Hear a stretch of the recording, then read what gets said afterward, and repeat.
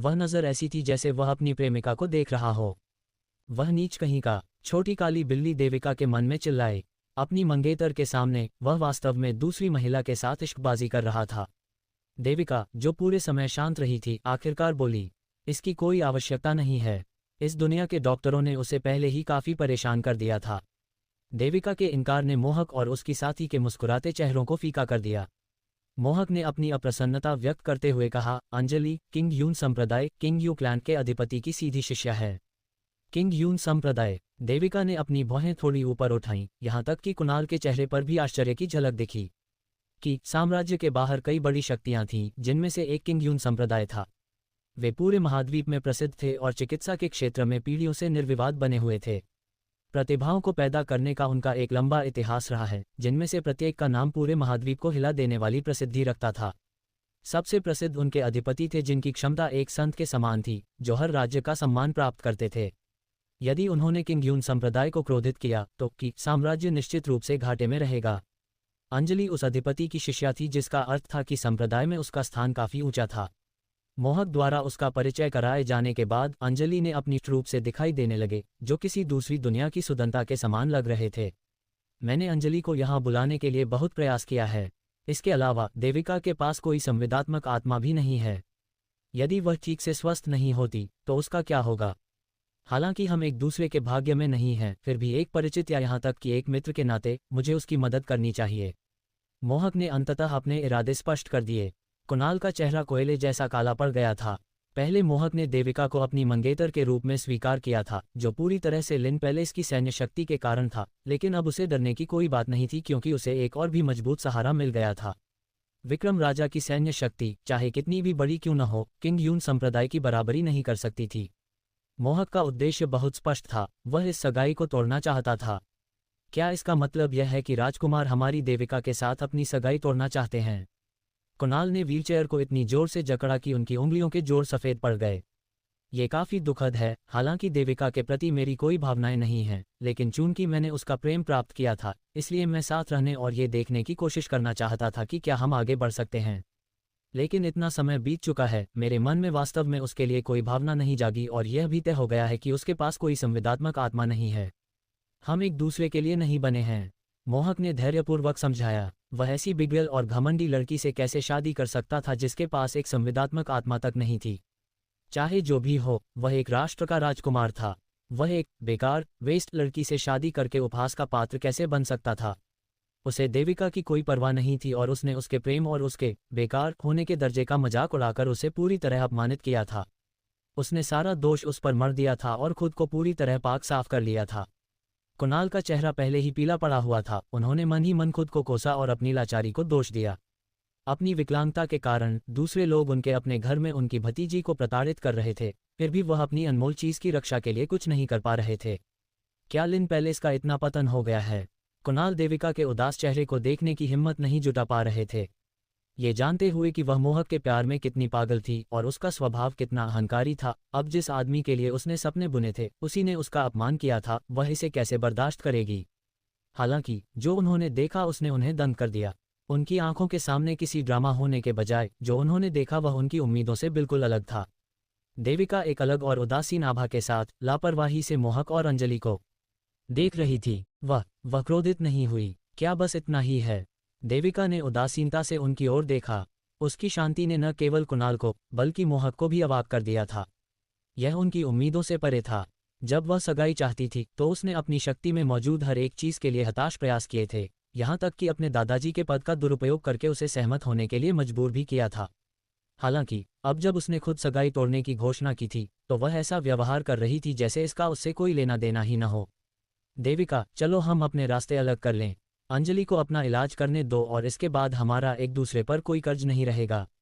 मोहक ने अपनी आंखें सिकुड़ी क्योंकि वह उसे पढ़ नहीं पा रहा था। वह इस बार क्या साजिश रच रही थी? देविका ने अंजलि पर एक नज़र डाली और उसे सिर से पांव तक ऐसे देखा जैसे किसी वस्तु का मूल्यांकन कर रही हो, और उसके होठों पर एक हल्की मुस्कान आ गई। दुनिया बहुत बड़ी जगह है, तुम बाहर जाकर एक नज़र क्यों नहीं डालते? देविका ने मजाकिया लहजे में पूछा। तुम्हारा क्या मतलब है? मोहक उलझन में था। सूर्यांश बस धीरे से हंसा। मुझे लगता है कि उसका मतलब है कि अब तुम्हारे दफा होने का समय आ गया है। उसकी आंखों में हंसी के आंसू आ गए थे। वह अपनी हंसी रोकने की पूरी कोशिश कर रहा था और उसने बहुत दयालुता से उन्हें देविका की बात का अर्थ समझाया। मोहक का चेहरा तुरंत गुस्से से तमतमा उठा। देविका, भले ही तुम हमारी सगाई तोड़ने के लिए सहमत न हो, फिर भी तुम्हें होना पड़ेगा। महाराज ने पहले ही शाही फरमान तैयार कर लिया है और कल पूरी दुनिया के सामने इसकी घोषणा कर दी जाएगी। अंजलि, जो अब तक चुप थी, आखिरकार एक सौम्य और नर्म आवाज में बोली, मिस जून, मेरे गुरु ने एक बार कहा था कि सारा जीवन अंततः समाप्त हो जाएगा। कुछ चीजों के साथ जबरदस्ती नहीं की जा सकती। आपकी वर्तमान स्थिति में आपके लिए इस विवाह के पीछे पड़ना बुद्धिमानी नहीं है।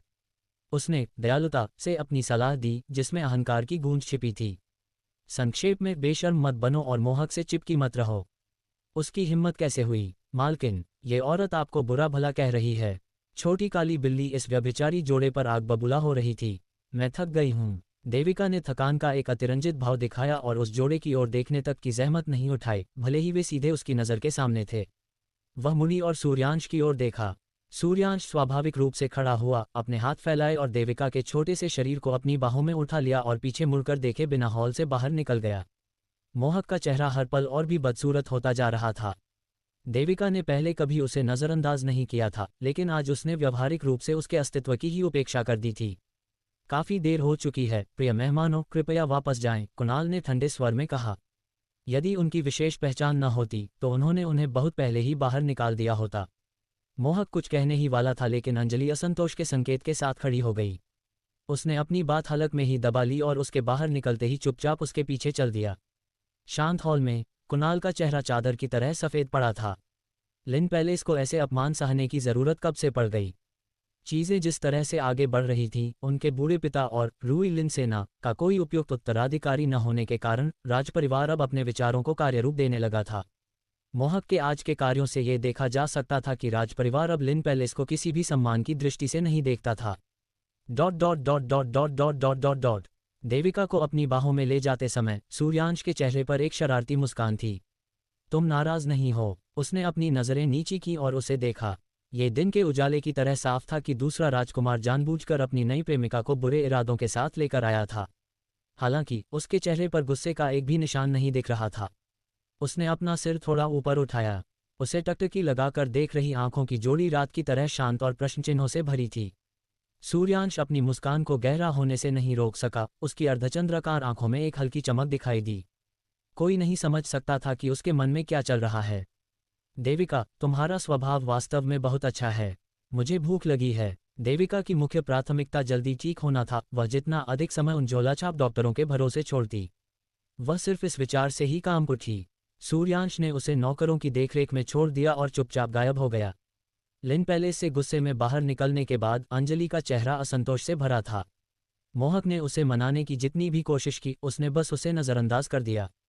अगर तुमने मुझसे अनुरोध न किया होता तो क्या तुम्हें लगता है कि मैं उस जगह कदम भी रखती? वह खुद को समझती क्या है?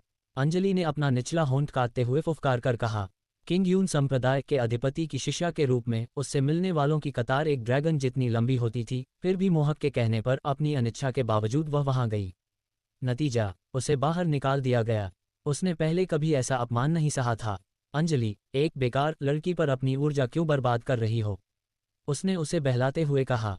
चाहे जो भी हो, तुम एक राज्य के राजकुमार हो, किसी दूसरे के सामने अपना सिर झुकाकर तुम। अंजलि ने उपहास किया। मोहक का चेहरा शर्मिंदगी से लाल हो गया। नाराज मत हो, मैं निश्चित रूप से तुम्हारे लिए इसका बदला लूंगा। उसे शांत करना ही एकमात्र रास्ता था। यकीनन उसकी ये बातें सुनकर अंजलि के भाव थोड़े बेहतर हुए। अपने इस वादे को भूलना मत। उसने उसकी ओर देखा। बिल्कुल, मैं कोई खाली वादा नहीं करूंगा। मोहक ने राहत की सांस ली। उसे खुश करने के लिए मोहक सीधे महल वापस नहीं गया। इसके बजाय वे पहरेदारों की एक टीम के साथ रथ में सवार होकर शहर के बाहर सैर करने चले गए। प्रसिद्ध फूलों के सागर सी ऑफ फ्लावर्स में सूर्यास्त देखने के बाद जब अंततः उसके चेहरे पर मुस्कान आई, तभी वे शहर की ओर वापस बढ़े। वापसी के रास्ते में रथ में मोहक ने अंजलि का हाथ पकड़ रखा था और वे एक दूसरे का सहारा लेकर बैठे थे। तभी रथ अचानक रुक गया। रथ काफी तेज गति से चल रहा था और जब इसे इतनी अचानक रोका गया तो वे लगभग रथ से बाहर गिरते गिरते बचे।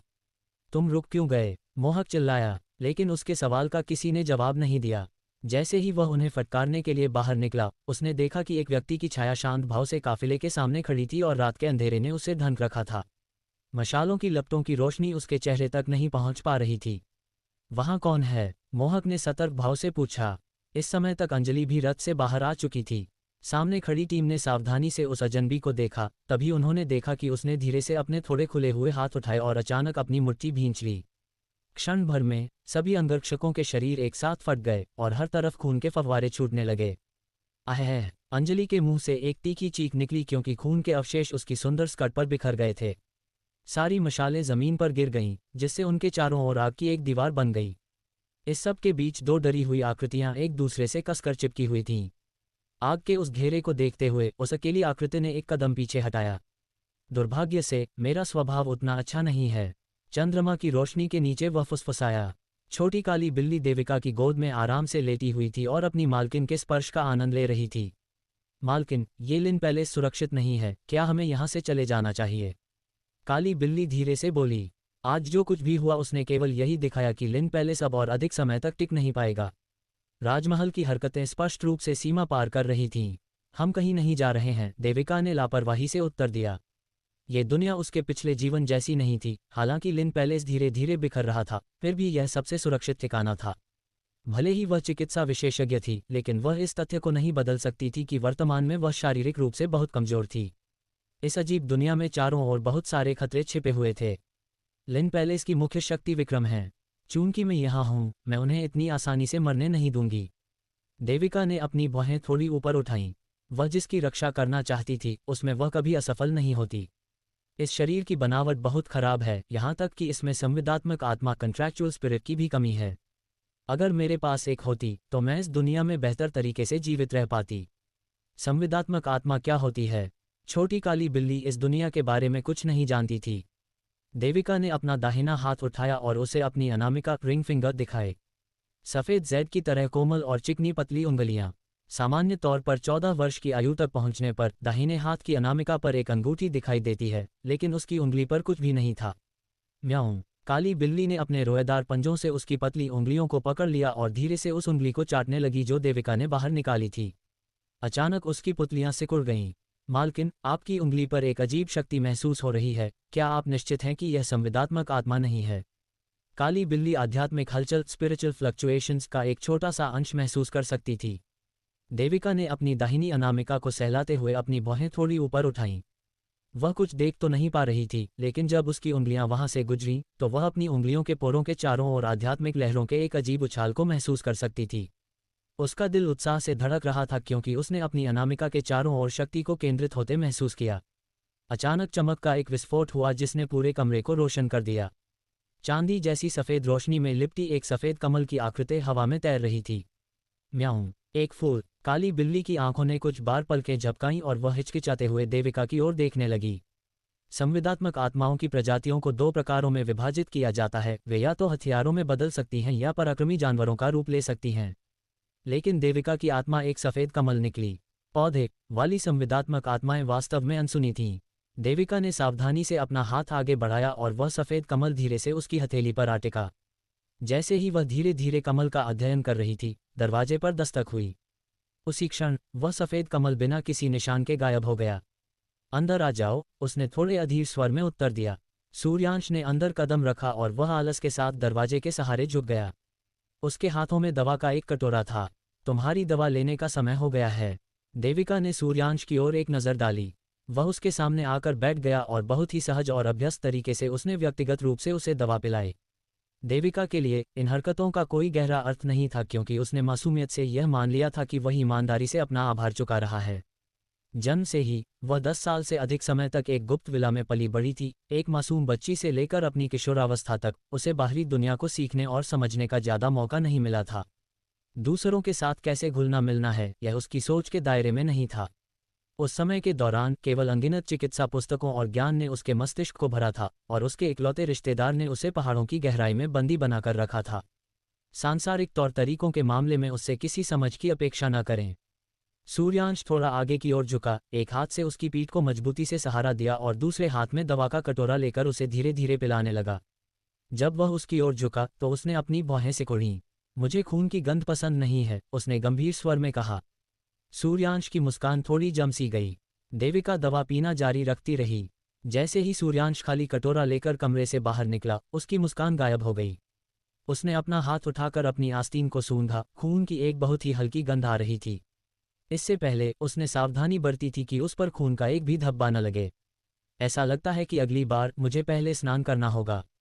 सूर्यांश के सुंदर चेहरे पर एक बार फिर चंचल मुस्कान आ गई। उसकी गहरी काली आंखें इतनी गहरी थीं कि उनमें किसी भावना का कोई निशान नहीं झलक रहा था।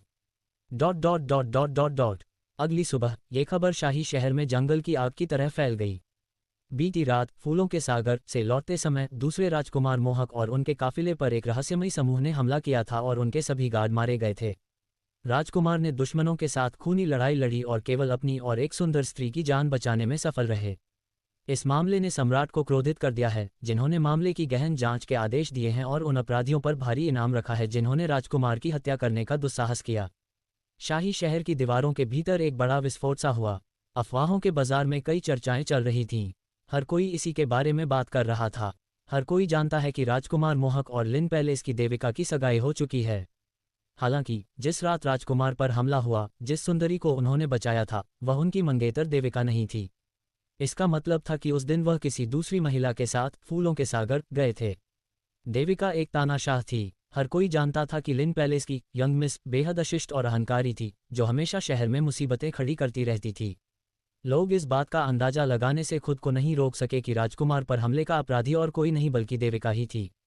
आखिर उसका मंगेतर दूसरी औरत के साथ बाहर गया था। एक सामान्य औरत इसे बर्दाश्त नहीं कर सकती, फिर देविका के तानाशाही स्वभाव का तो कहना ही क्या। केवल एक सुबह में शाही शहर में अराजकता फैल गई। राजकुमार मोहक अपमानजनक और अत्याचारी देविका को सहने को तैयार नहीं थे और चुपके से एक सुंदरी के साथ बाहर गए थे। लेकिन देविका को इसका पता चल गया और उसने भेष बदलकर रूई लिन सेना को भेजा और राजकुमार और उनके नए प्यार को मारने का प्रयास किया। ये अफवाहें गपशप के जरिए फैलती गईं और इनके ऐसे संस्करण सुनाए जाने लगे जैसे वे खुद इसके गवाह रहे हों। अगले ही दिन एक शाही फरमान इंपीरियल ईडिक्ट आ गया, जिसने दूसरे राजकुमार मोहक और देविका के बीच सगाई को आधिकारिक रूप से भंग कर दिया।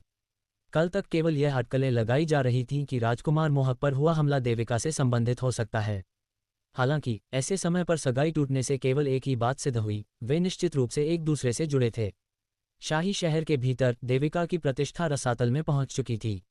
अफवाहें फैलने के बाद उसे सबकी जुबान पर सबसे क्रूर महिला कहा जाने लगा। कई महिलाएं जो राजकुमार मोहक के सुंदर रूप पर मोहित थीं, उन्होंने देविका के कार्यों की अंतहीन निंदा की। ये सारी अराजकता लिन पैलेस की दीवारों के घेरे तक ही सीमित थी। अंदर सब कुछ शांत था। वह अपने कमरे में खुद को बंद किए हुए अपनी सफ़ेद कमल वाली संवेदात्मक आत्मा का अध्ययन करने में व्यस्त थी। लिन पैलेस के अध्ययन कक्ष स्टडी रूम में विक्रम राजा क्रोधित थे और शाही फरमान को टुकड़ों टुकड़ों में फाड़ देने की इच्छा को दबा रहे थे। अच्छा, बहुत अच्छा। अब जब मैं बूढ़ा और बेकार हो गया हूं, तो सबको लगता है कि वे मेरी पोती को डरा धमका सकते हैं। उन्होंने अपने दांत पीसते हुए फरमान को अपने हाथों में कसकर जकड़ लिया। कुणाल ने उन्हें पिछले दिन की घटनाओं के बारे में बताया था और हालांकि उन्हें उम्मीद थी कि शाही फरमान आज नहीं तो कल आएगा ही, लेकिन उन्होंने नहीं सोचा था कि यह इतने नाजुक समय पर आएगा। इस समय फरमान मिलने से केवल उन अफवाहों को बढ़ावा मिलेगा कि राजकुमार पर हुए हमले में देविका का हाथ था। भले ही विक्रम जानते थे कि उनकी पोती का स्वभाव अहंकारी है, लेकिन वे ये भी जानते थे कि उसमें किसी को मारने की हिम्मत नहीं थी। इसके अलावा वह पूरे समय ठीक होने के लिए घर पर ही थी। वह एक बार भी घर से बाहर नहीं निकली थी। फिर वह मोहक पर हमला करने के लिए किसी को कैसे भेज सकती थी। अफवाहों के बाजार ने तो रूई लिन सेना को भी इसमें घसीट लिया था, ये कहते हुए कि उसने अपने छोटे से प्रतिशोध में मदद के लिए उन्हें काम पर रखा था। ये भला कैसे संभव था? पोती पर अत्यधिक जान छिड़कने के बावजूद और भले ही रूई लिन सेना उनकी अपनी सेना थी, विक्रम का चरित्र अत्यंत ईमानदार और सख्त था। उन्होंने एक बार भी उसे सेना के संपर्क में नहीं आने दिया था, तो उसे इतनी बड़ी शक्ति का अधिकार देने की बात तो दूर की थी। मोहक अभी तक हमले के सदमे से उबर भी नहीं पाया था और फिर भी फरमान भेज दिया गया।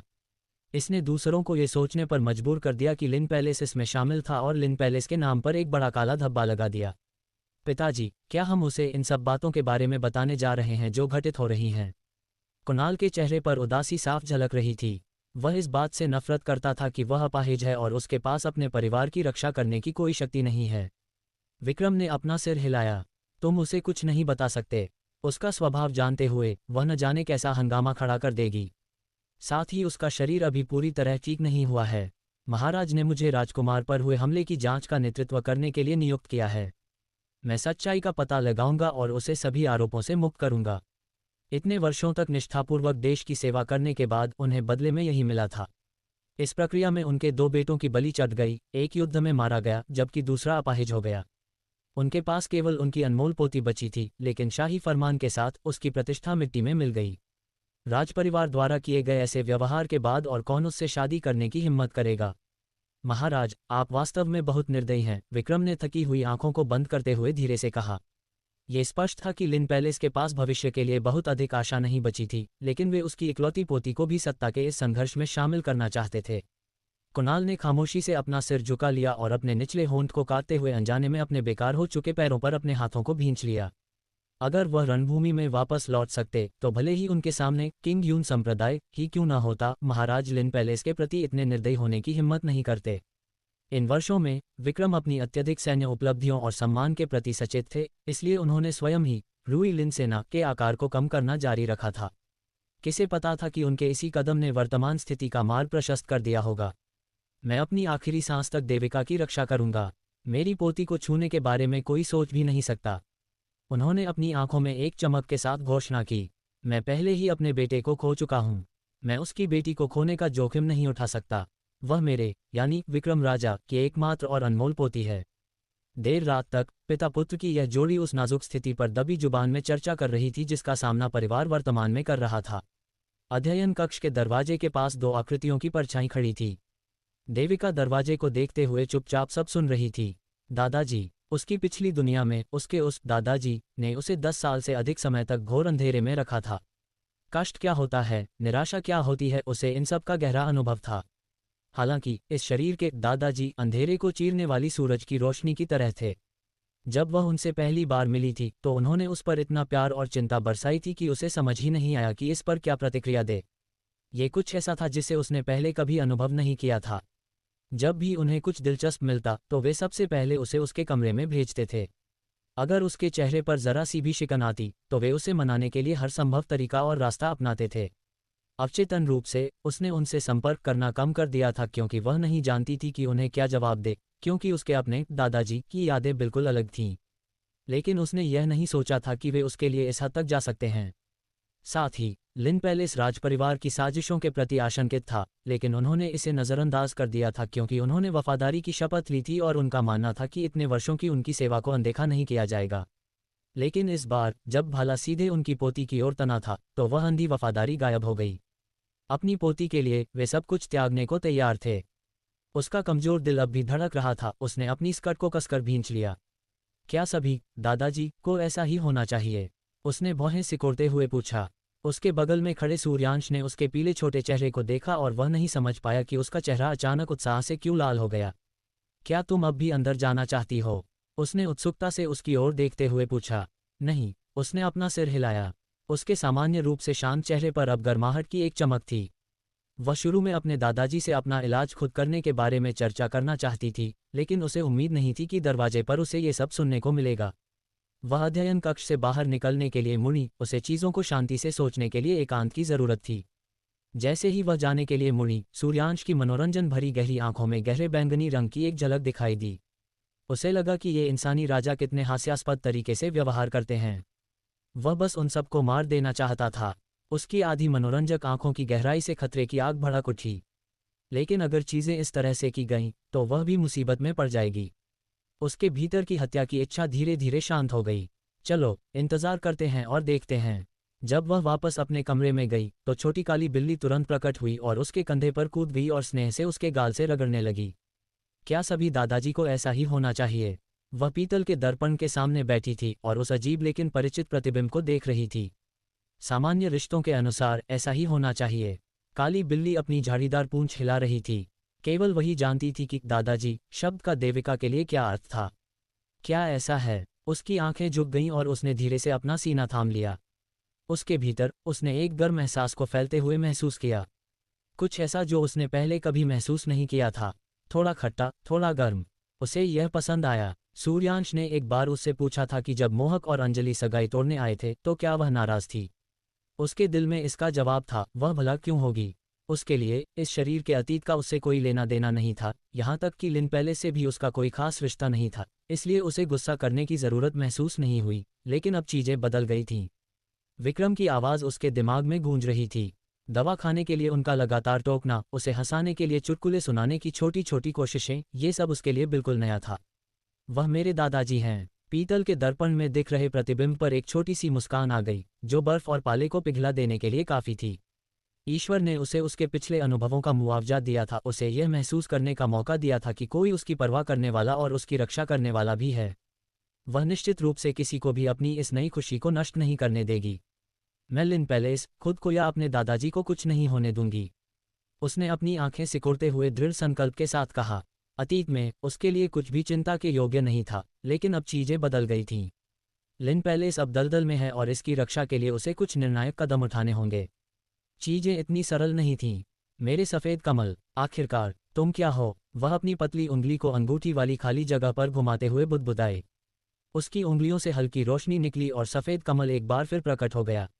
म्याऊं, क्या आप कोशिश करके देखना चाहती हैं कि यह क्या कर सकता है? काली बिल्ली अपनी पूंछ उत्साह में हिला रही थी और सिर टेढ़ा करके सफ़ेद कमल को ध्यान से देख रही थी।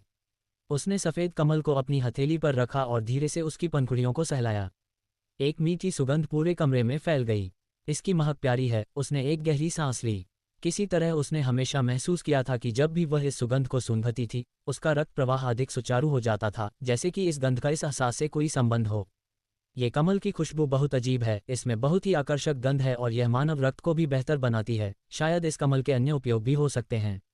जैसे ही उसने एक पंखुड़ी तोड़ने के लिए हाथ बढ़ाया, उसी पल, इससे पहले कि पंखुड़ी टूटती, ओह दर्द, दर्द, दर्द, एक कोमल बच्चे जैसी आवाज़ सुनाई दी और उसके आसपास का वातावरण धुंधला हो गया। जब धुंध धीरे धीरे छंटी, तो फर्श पर एक छोटा सा लड़का बैठा था, जो अपनी बांह पकड़कर रो रहा था और उदासी से देविका की ओर देख रहा था। म्याऊं, इस छोटे बच्चे के अचानक प्रकट होने ने काली बिल्ली को बुरी तरह डरा दिया और वह लगभग गिरते गिरते बची और घबराकर वापस देविका के कंधों पर बैठ गई। उद्धरण चिन्ह dot dot dot dot dot dot dot dot dot dot dot dot dot dot dot dot dot उद्धरण चिन्ह। देविका फर्श पर बैठे उस छोटे, दूध जैसे सफ़ेद गुड़िया जैसे लड़के को अवाक होकर देखती रही। उसने एक छोटा बिब कपड़ा पहना था जिस पर एक चमकदार सफ़ेद कमल का डिज़ाइन था, जो बिल्कुल उसकी सफ़ेद कमल वाली संविदात्मक आत्मा जैसा दिखता था। ये छोटी सी चीज़ आखिर कहाँ से टपक पड़ी? उसका नाजुक सा नन्हा चेहरा और उसकी पानी से भरी बड़ी बड़ी आंखें शिकायतों से भरी थीं। वह देविका की ओर ऐसे देख रहा था जैसे उसने कोई बहुत बड़ा अपराध किया हो। राक्षस! काली बिल्ली चिल्लाए और उस नन्हे जीव को घूरने लगी। मैं राक्षस नहीं हूँ, छोटे लड़के ने अपनी ही तेज आवाज़ से चौंकते हुए कहा और अपनी उंगलियों से खेलने लगा। तुम कौन हो? देविका ने मासूमियत से उसे देखा। इसे बाहर फिंकवा दो, ये लड़का निश्चित रूप से एक राक्षस है। काली बिल्ली लगभग सुन्न महसूस कर रही थी। जब से उन्होंने इस दुनिया में कदम रखा था, इतनी सारी विचित्र घटनाएं घट रही थीं। जब छोटे लड़के ने बिल्ली को उसे बाहर फेंकने की बात करते सुना, तो वह तुरंत रोने लगा। मैं राक्षस नहीं हूँ, तुम मुझे बाहर नहीं फेंक सकती। मैं तुम्हारी संविदात्मक आत्मा, कंट्रैक्चुअल स्पिरिट हूँ। संविदात्मक आत्मा? तुम अपनी ही संविदात्मक आत्मा को कैसे बाहर फेंक सकती हो? सिसकते हुए छोटे लड़के ने दावा किया।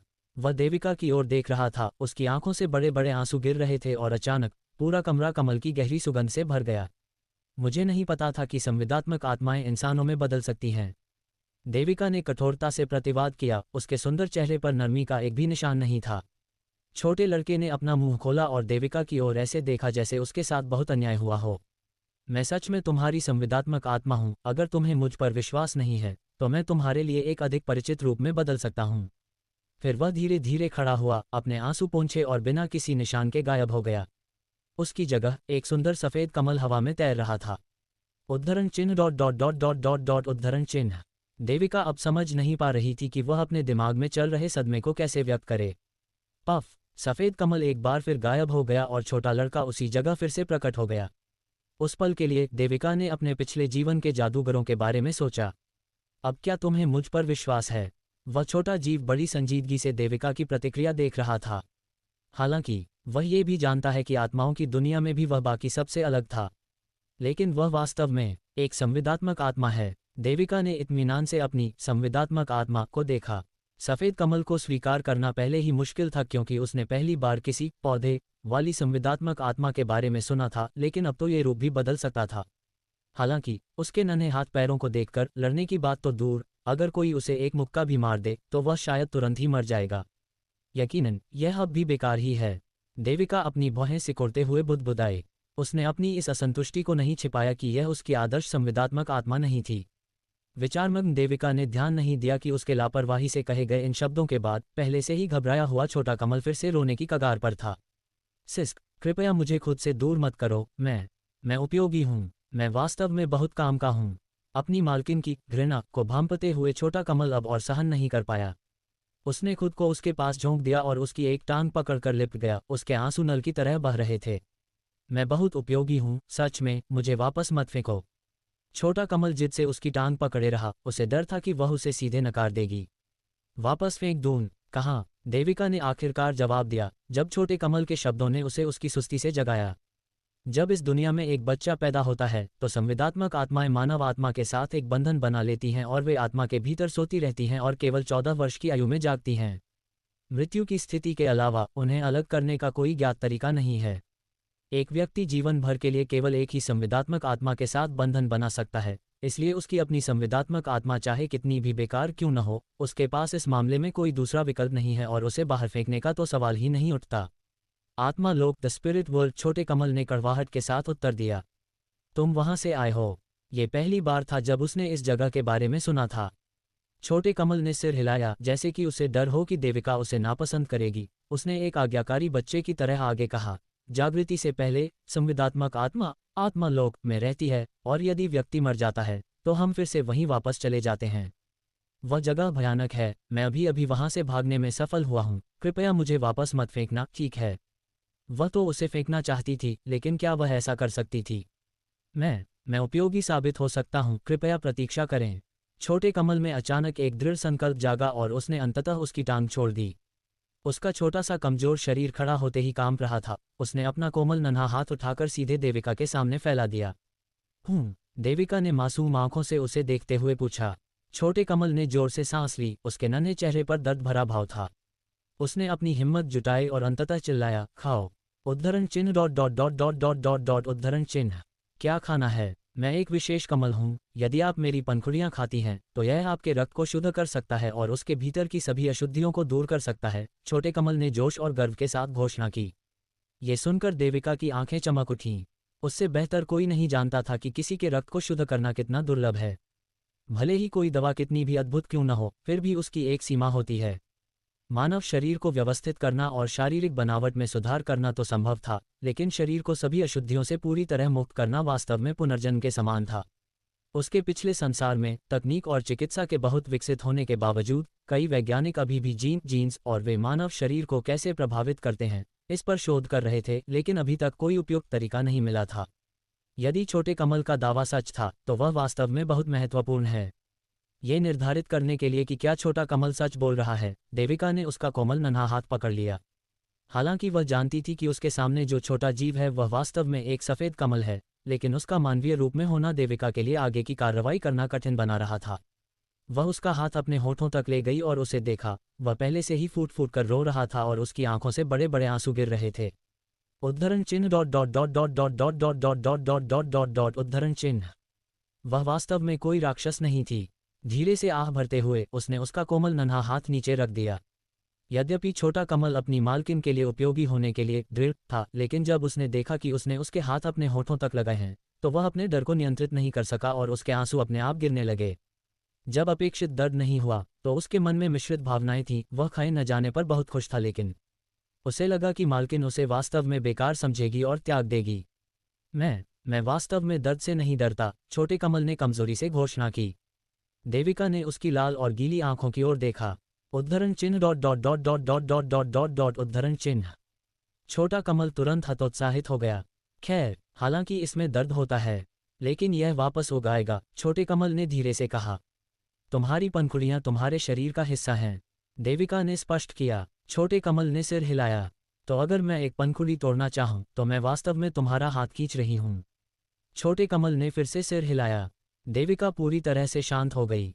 जैसे ही उसे आखिरकार इस नन्हे साथी का कोई उपयोग मिला था, यह एक तरह के आदमखोरी नरभक्षण जैसा लग रहा था, जो चाहे कुछ भी हो उसकी मर्यादा बॉटम लाइन के खिलाफ था और ऐसा कुछ वह कभी नहीं करती। इसलिए वह वापस अपनी बेकार स्थिति में आ गया था। मेरे पास यह है, छोटे कमल ने अचानक चिल्लाते हुए कहा। उसने अपने छोटे एप्रन बिब को छुआ और अपनी छोटी सी मुट्ठी बंद करके आगे बढ़ाई। उसने धीरे धीरे अपना हाथ खोला, जिससे उसकी हथेली पर चुपचाप पड़े 5 छोटे बीज दिखाई दिए। ये क्या हैं? देविका ने पूछा। ये कमल के बीज हैं। छोटे कमल ने अपनी आंखें झपकाईं। हालांकि इनका प्रभाव पंखुड़ियों को खाने जितना बड़ा नहीं है, लेकिन इनका सेवन हड्डियों को मजबूत कर सकता है और अस्थि मज्जा बोन मैरो को शुद्ध कर सकता है। हालांकि यह नसों और मांस को नया करने में असमर्थ है। उसने धीरे धीरे अपनी बात पूरी की। सिर्फ 5। देविका ने अपनी भौहें ऊपर उठाईं। इतना प्रभाव होना भी काफी अच्छा था। अभी के लिए मेरे पास 5 ही बचे हैं। मैं महीने में एक बार एक बीज पैदा कर सकता हूँ, बाकी सब लोग उन्हें खा गए। मैं केवल इन 5 बीजों को ही बचा सका, छोटे कमल ने डरते हुए समझाया। सब लोग। देविका को उसके बोलने का तरीका समझना वास्तव में कठिन लग रहा था। हालांकि महीने में एक बार भी काफी अच्छा था। उन 5 कमल के बीजों को सुरक्षित रखने के बाद देविका ने अपने छोटे कमल के बारे में सोचा।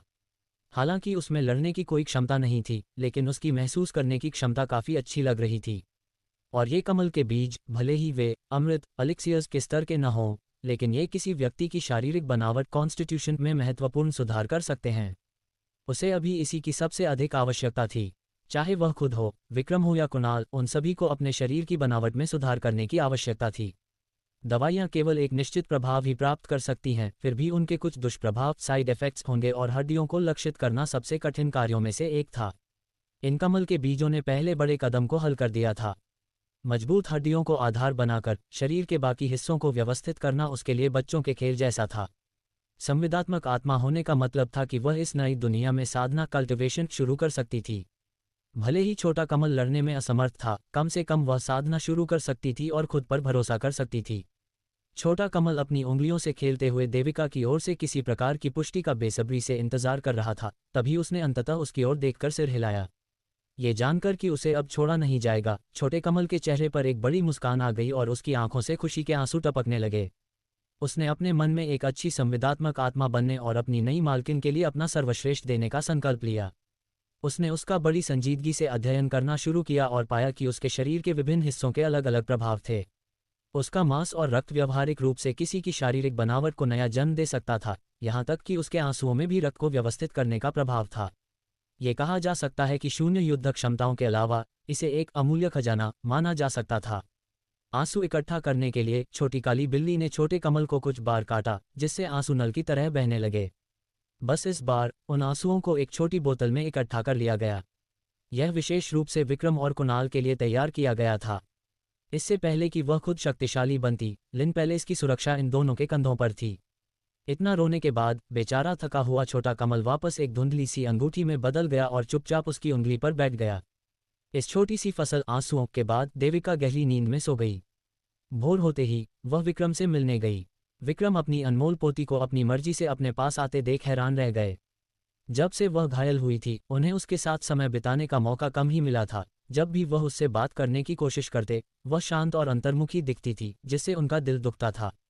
देविका, तुम यहाँ क्यों हो? आओ, जल्दी बैठो। विक्रम ने आनन फानन में उसे पास की सीट पर बिठाया। देविका के साथ एक खजाने की तरह व्यवहार किया जाता था, क्योंकि वह अपनी पीढ़ी में अकेली थी। कुणाल की विकलांगता के कारण उनके बच्चे होना शायद संभव नहीं था। वह दबे पांव बैठ गई और धीरे धीरे अपने नए दादाजी के प्रति सहज होने लगी। दादाजी, मैं आपसे कुछ चर्चा करना चाहती हूँ, उसने गंभीरता से कहा। उसकी अचानक इस घोषणा ने उनके दिल की धड़कन बढ़ा दी। क्या उसने उन सभी अफवाहों को सुन लिया था जो चारों ओर फैली हुई थीं? बस कहो, तुम्हें जो चाहिए, बस उसका नाम लो। जब तक वह मेरे बस में होगा, मैं तुम्हारे लिए उसे जरूर करूंगा, उन्होंने उसे गर्मजोशी से संबोधित किया। देविका ने अपना गला साफ किया। यह उसके जीवन की पहली पारिवारिक औपचारिक बातचीत थी। दादाजी पहले से ही जानते हैं कि मेरे पास कोई संविदात्मक आत्मा नहीं है। मैं जानती हूं कि मैं साधना कल्टिवेशन करने में असमर्थ हूं और मैं सोच रही थी, जब से मैं अपने कमरे में स्वास्थ्य लाभ कर रही हूं, मैं कुछ चिकित्सा पुस्तकें देख रही हूं। मेरी लिखने की कला इतनी बुरी नहीं है और चूंकि मैं किसी भी आध्यात्मिक शक्ति को विकसित नहीं कर सकती, इसलिए मैं चिकित्सा का अध्ययन करने के बारे में सोच रही थी। उन्होंने उसे चौंक कर देखा। वह वास्तव में इतनी समझदारी भरी बात कहने आई थी। हालांकि वह अपनी पोती से प्यार करते थे, लेकिन वह जानते थे कि मुसीबतें खड़ी करने के अलावा उसके पास कोई हुनर नहीं था। वह पत्थर की तरह जड़ होकर वहां बैठे रहे। देविका ने देखा कि वे सुन्न पड़ गए हैं। उसने अपनी बात जारी रखी। लिन पैलेस अब पहले जैसा शांत नहीं है। अपनी चोट के बाद मैंने बहुत सी चीज़ों को समझ लिया है। आपको मेरी चिंता करने की ज़रूरत नहीं है, मैं वास्तव में बदलना चाहती हूँ। विक्रम चुप रहे। लिन पैलेस की वर्तमान स्थिति अच्छी नहीं थी, यहाँ तक कि मोहक द्वारा व्यक्तिगत रूप से सगाई तोड़ना ये दिखाता था कि उनकी स्थिति अब स्थिर नहीं थी। वह जानते थे कि अब वह उससे कुछ भी छिपा नहीं सकते। इतनी कठिनाइयों का सामना करने के बावजूद उनकी पोती अभी भी बहुत निश्चिंत थी। इसके ऊपर वह इतनी आज्ञाकारी और समझदार भी हो गई थी। इसने विक्रम को दुविधा में डाल दिया और वह अपरिहार्य रूप से दुखी महसूस करने लगे। आखिरकार उनका दादा होना बेकार ही था। हालांकि उसने कम उम्र में ही अपने माता पिता दोनों को खो दिया था, लेकिन दादा के रूप में वह उसकी रक्षा भी नहीं कर सके और उसे एक स्थिर जीवन नहीं दे पाए। यह मामला मैं तुम पर छोड़ता हूँ। जब तक तुम चाहो बस इसे करो। बस याद रखना, जब तक मैं यहाँ हूँ कोई तुम्हें परेशान नहीं कर सकता। विक्रम ने अपनी आंखों में एक चमक के साथ घोषणा की। देविका के बदलाव ने स्वाभाविक रूप से उन्हें बहुत खुश कर दिया था। धन्यवाद दादाजी, उसने सिर हिलाया।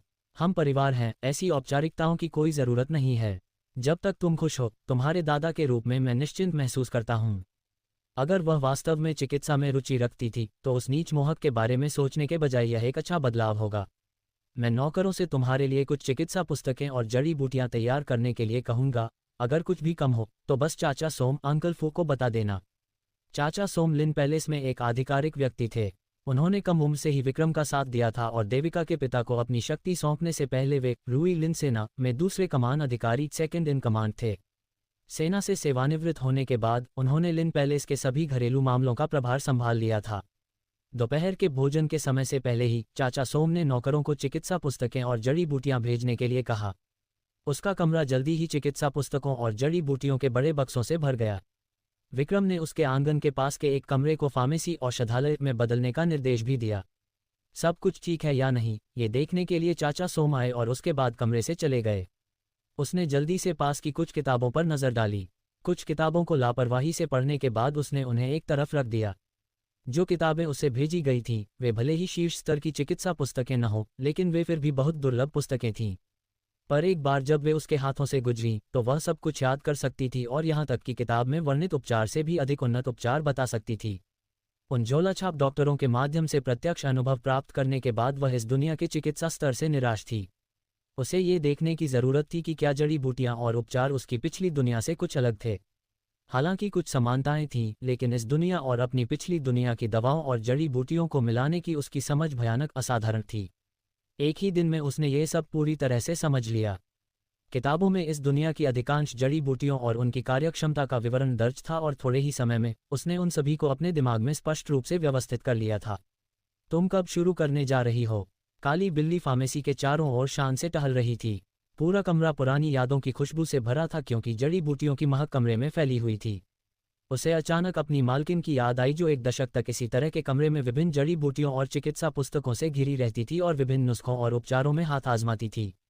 मुझे कोई जल्दी नहीं है, देविका ने शांति से उत्तर दिया और छोटे कमल को बाहर निकाला।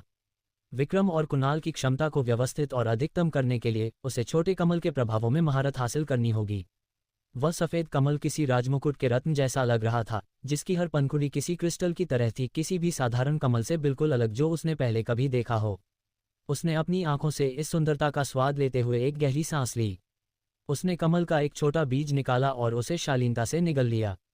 प्रभावों का परीक्षण करने के लिए खुद से बेहतर तरीका क्या हो सकता था? शुरुआत में उसकी हड्डियों में हल्का और असहज दर्द होने लगा और फिर खुजली जैसा एहसास होने लगा। उसने अपनी आंखें सिकुड़ी क्योंकि दर्द और अधिक असहनीय होता गया और हर बीतते मिनट के साथ एहसास बदलता गया। हल्की खुजली से लेकर चाकू जैसे तेज दर्द तक, जैसे कोई उसकी हड्डियों से चाकू तेज कर रहा हो। वह जल्द ही पसीने से तरबतर हो गई और उसने अपना निचला होंठ काट लिया। यह एहसास चाकू के घाव से भी बदतर था। उसने लगभग 1 घंटे तक उस असहनीय पीड़ा को सहन किया और अंततः वह दर्द कम हो गया। उसके कपड़े उसके पतले शरीर से चिपक गए थे क्योंकि वह पसीने और काले चिपचिपे तरल की एक परत से तरबतर हो गई थी। अंततः वह उस यातना से मुक्त हो गई थी। उसने राहत की सांस ली और अपने हाथों तथा बाहर निकली उन अशुद्धियों को देखा। उस नन्हे साथी ने झूठ नहीं बोला था। देविका ने अनमने ढंग से बुदबुदाते हुए अपने शरीर में हुए परिवर्तनों को महसूस करने की कोशिश की। वह महसूस कर सकती थी कि उसके जोड़ अधिक लचीले हो गए थे और उसका शरीर भी काफ़ी हल्का महसूस हो रहा था।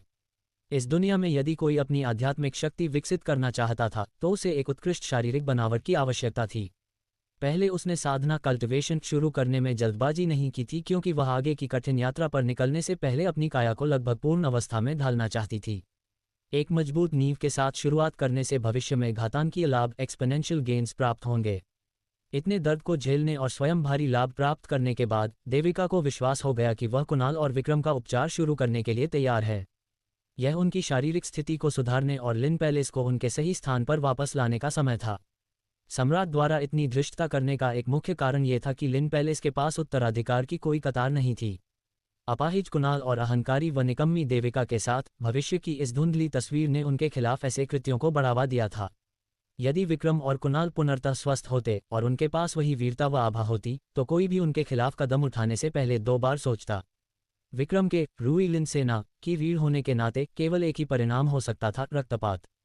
इस दौरान देविका अपना समय अपने छोटे से आंगन और फार्मेसी के बीच भाग दौड़ करने में बिताती थी, अपने आहार के माध्यम से अपने शरीर की बनावट को व्यवस्थित करने में व्यस्त रहती थी और आखिरकार उसके पीले चेहरे पर लाली की एक झलक दिखाई देने लगी। विक्रम को चिंता थी कि उनकी पोती केवल थोड़े समय के लिए डॉक्टर का खेल खेलेगी और फिर उसकी रुचि खत्म हो जाएगी, इसलिए उन्हें यह सुनकर सुखद आश्चर्य हुआ कि वह अपनी फार्मेसी में व्यस्त है। उन्हें इस बात से भी राहत मिली कि हर बार जब वह उसे देखते तो उसका रंग रूप पहले से बेहतर दिखता था। शाही महल में उन्हें अभी तक लिन पैलेस से कोई कार्रवाई या जवाबी हमला नहीं मिला था जिससे सम्राट मुस्कुरा उठे। लिन पैलेस ने पिछले कुछ वर्षों में बहुत अधिक सैन्य सम्मान हासिल किए थे। उनके नाम को गिराने का ऐसा शानदार मौका कौन हाथ से जाने देगा। ये वही वांछित परिणाम था जिसकी उन्होंने इच्छा की थी, उन्हें आत्मिक रूप से कुचल देना। अब तक देविका द्वारा अपनी व्यक्तिगत स्वार्थपूर्ण सनक के लिए रूई लिन सेना का उपयोग करने की दुर्भावनापूर्ण अफवाहों की आग शहर की दीवारों के बहुत बाहर तक फैल चुकी थी। इस बीच विक्रम उन रहस्यमयी नकाबपोश लोगों के समूह का पता लगाने और देविका के नाम को दोषमुक्त करने के लिए सबूत खोजने की कोशिश कर रहे थे। हालांकि उन्हें थोड़ा संदेह था कि वे कुछ महत्वपूर्ण छिपा रहे थे। दूसरे राजकुमार के किसी भी गार्ड की लाश साबुत नहीं थी, जैसे कि वे भीतर से फट गए हों। इसके अलावा दूसरे राजकुमार के बारे में कहा गया था कि वे उनसे लड़ने और उनके हमलों को रोकने के कारण बुरी तरह घायल हो गए थे। हालांकि उन्हें दूसरे राजकुमार से मिलने की अनुमति नहीं दी गई थी ताकि वे ये निर्धारित कर सकें कि उन्हें किस प्रकार की चोटें आई थीं या किस तरह के हथियार ने उन्हें घायल किया था। स्पष्ट रूप से शाही महल उनकी जांच को धीमा करने के लिए महत्वपूर्ण सुरागों को रोक रहा था ताकि देविका की प्रतिष्ठा को गिराया जा सके। सुबह से रात तक विक्रम हमेशा सुरागों की तलाश में बाहर रहते थे। दूसरी ओर लिन पैलेस के परिसर में सूर्यांश की आकृति शायद ही कभी देखी जाती थी।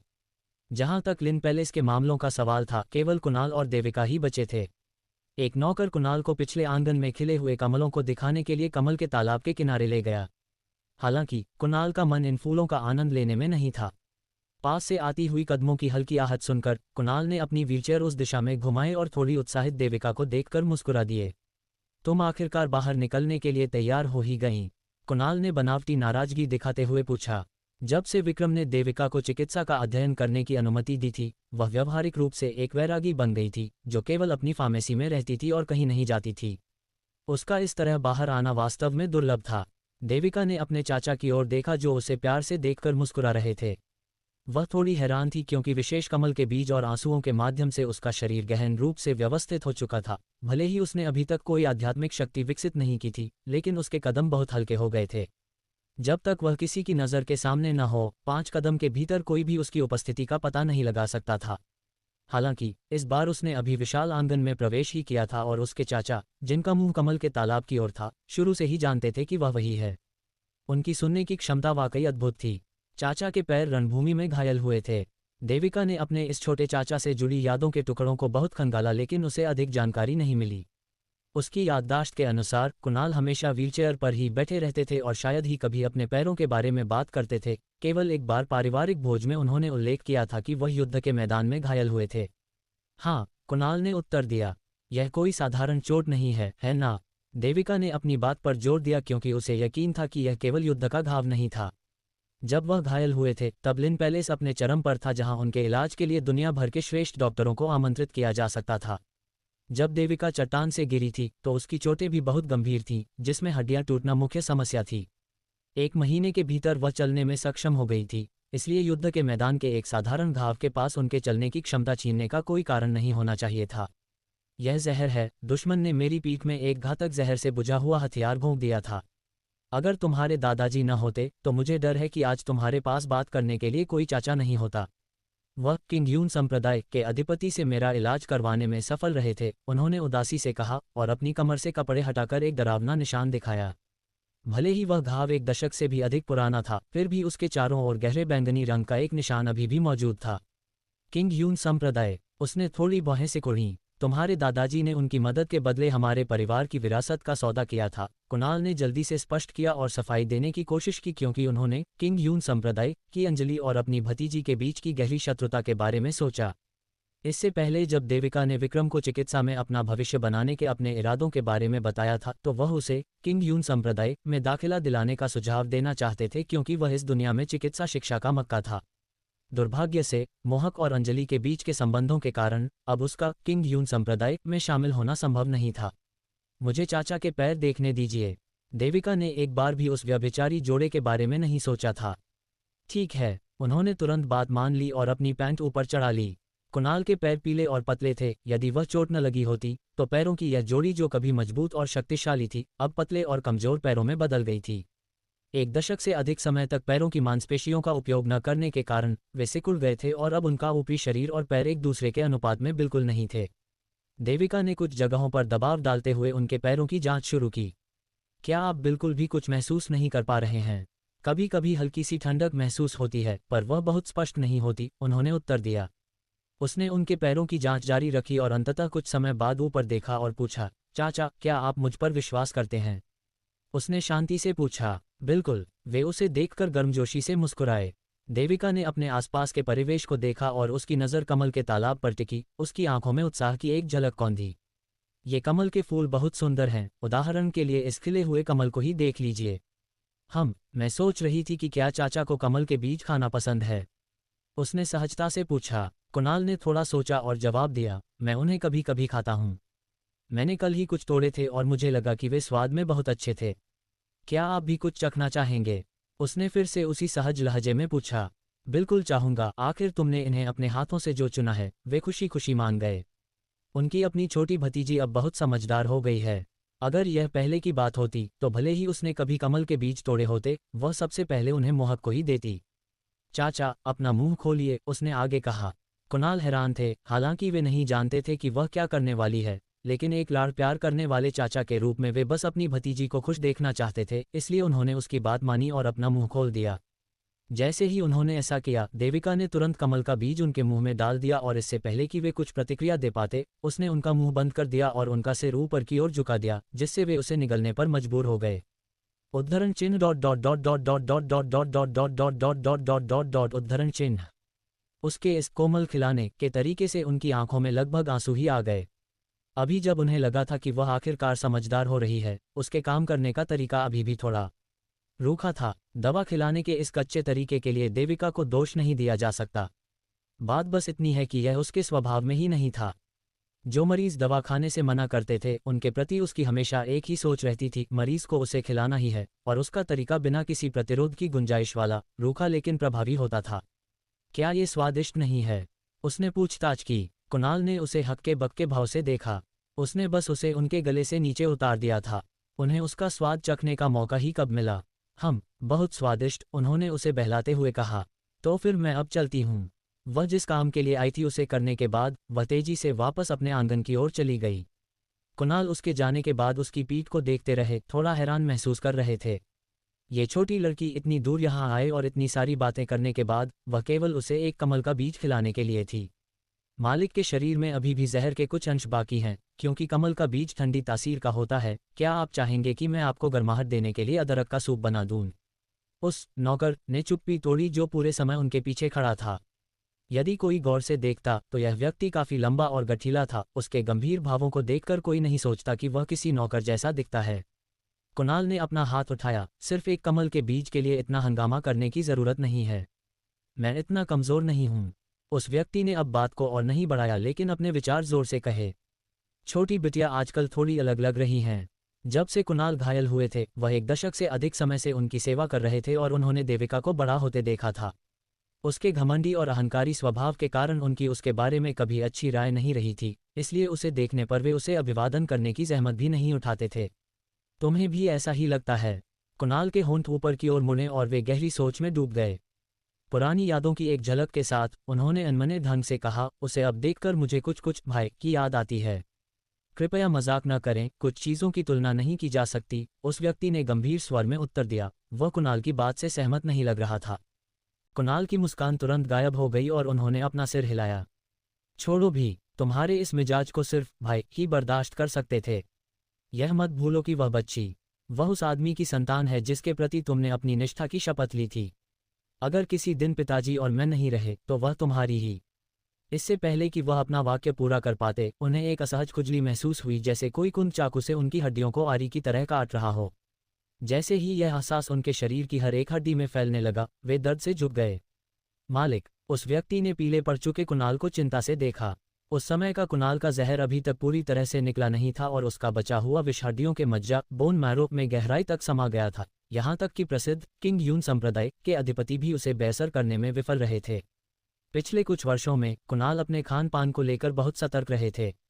वह भी कुछ पल पहले तक बिल्कुल ठीक थे और उसे डांट रहे थे, फिर अचानक ये क्या हुआ? तभी उस व्यक्ति के दिमाग में कुछ आया। वह कमल का बीज, लेकिन ये कैसे हो सकता है? भले ही वह देविका को कितना भी नापसंद करता हो, लेकिन उसके भीतर जून परिवार का ही खून दौड़ रहा था। इसीलिए जब वह अभी कुणाल के पास आई थी तो उसे उस पर कोई आशंका नहीं हुई थी। क्या ये वही हो सकती है? कुणाल ने अपने दांत कसकर भींच लिए, क्योंकि उन्होंने महसूस किया कि वह खुजली धीरे धीरे एक अवर्णनीय दर्द में बदल गई है। ऐसा लग रहा था जैसे उनकी हड्डियां धीरे धीरे कुचली जा रही हों। जैसे ही असहनीय दर्द का सैलाब उन पर उमड़ा, वे ठंडे पसीने से तरबतर हो गए। जैसे ही उस व्यक्ति ने कुणाल की हालत को हर बीतते पल के साथ बिगड़ते देखा, उसने जल्दी से कुणाल को उनकी व्हीलचेयर सहित उठाया और कमरे की ओर भागा। ये सब देविका को नहीं बताया गया था। वह अपनी फार्मेसी में शोध करने में व्यस्त थी। उसने इस बारे में दोबारा नहीं सोचा था, क्योंकि वह खुद व्यक्तिगत रूप से हड्डियों की सफाई, बोन क्लेंजिंग की प्रक्रिया से गुजर चुकी थी, और हालांकि यह सबसे सुखद अनुभव नहीं था, फिर भी उसकी राय में यह सहने योग्य था। हालांकि वह ये नहीं जानती थी कि एक सामान्य मानव की हड्डी की सफाई और एक जहरीली हड्डी की सफाई का प्रभाव बिल्कुल अलग होता है। एक दूसरे आंगन में इस समय कुणाल भीषण पीड़ा से गुजर रहे थे, जैसे हजारों चाकू उनकी हड्डियों को काट रहे हों। राज्य के सभी सक्षम डॉक्टरों को उनके इलाज के लिए तुरंत लिन पैलेस पहुंचने का आपातकालीन बुलावा भेजा गया। हालांकि सभी डॉक्टर उनके निदान में असहाय थे। कुणाल अपने बिस्तर पर पड़े थे, उनके शरीर का तापमान बढ़ गया था, शरीर रह रहकर कांप रहा था और जल्द ही पसीने ने चादरों को भिगो दिया। उस पसीने के साथ एक हल्का काला बदबूदार पदार्थ भी बाहर निकल रहा था। इस दृश्य ने डॉक्टरों के उस समूह की सिटी पिट्टी गुम कर दी, जो बिस्तर के पास कांपते हुए घुटनों के बल बैठे थे। विक्रम को खबर मिली और वे अपने बेटे को बिस्तर पर लेटे हुए देखने के लिए दौड़ पड़े, जिसका रंग चादर की तरह सफ़ेद हो गया था। उनकी स्थिति आशाजनक नहीं लग रही थी और ऐसा लग रहा था जैसे उनका एक पैर पहले से ही कब्र में हो। विक्रम ठंडे पसीने से तरबतर हो गए और दहाड़े, आखिर ये सब हुआ कैसे? उनकी खून से सनी आंखों की जोड़ी बिस्तर के पास घुटनों के बल बैठे डॉक्टरों को बेरहमी से घूर रही थी। ये तुच्छ सेवक नहीं जानता कि कैसे उनका रक्त प्रवाह अस्त व्यस्त हो गया है और उनकी हड्डियों के मज्जा का जहर अचानक पूरे शरीर में फैल गया है। छोटी ई, इस तुच्छ सेवक ने वास्तव में अपना सर्वश्रेष्ठ प्रयास किया। लिन वांग, विक्रम राजा, कृपया दया करें। डॉक्टरों के समूह ने दया की गुहार लगाई, क्योंकि उन सभी का एक ही निदान था, कुणाल के पास अब जीने के लिए अधिक समय नहीं बचा है। इस सूचना के झटके ने विक्रम को लगभग बेहोश कर दिया। उन्होंने किसी तरह खुद को संभाला। क्या उनका आखिरी बेटा भी मरने वाला था? नहीं, ऐसा नहीं हो सकता। वे तुरंत शाही महल की ओर भागे, अंजलि से मिलने के इरादे से, क्योंकि वह किंग यून संप्रदाय के अधिपति की शिष्या है। उनकी निराशा का ठिकाना नहीं रहा जब अंजलि ने किसी से भी मिलने से इनकार कर दिया, ये कहते हुए कि वह हमले से अभी भी डरी हुई है और स्वास्थ्य लाभ कर रही है। उन्होंने इसके बजाय तुरंत सम्राट से मिलने के लिए ग्रैंड हॉल में धावा बोल दिया। महाराज एक कठिन स्थिति में थे और उनके पास अधिक विकल्प नहीं थे। वे केवल बेबसी से देखते रह गए जब विक्रम शाही महल के सभी शाही डॉक्टरों को इलाज में सहायता के लिए वापस लिन पैलेस ले गए। अगला कदम। क्या आप चाहेंगे कि मैं अध्याय 26 का अनुवाद करूं, जहां देविका को पता चलता है कि उसके चाचा की जान खतरे में है? आज की कहानी यहीं ख़त्म होती है। मिलते हैं अगले एपिसोड में एक नई कहानी के साथ में। थैंक यू सो मच दोस्तों, आपके सपोर्ट के लिए। आप हमारे साथ ऐसे ही बने रहिए, हम आगे भी इसी तरह अच्छी अच्छी नई नई स्टोरी लाते रहेंगे।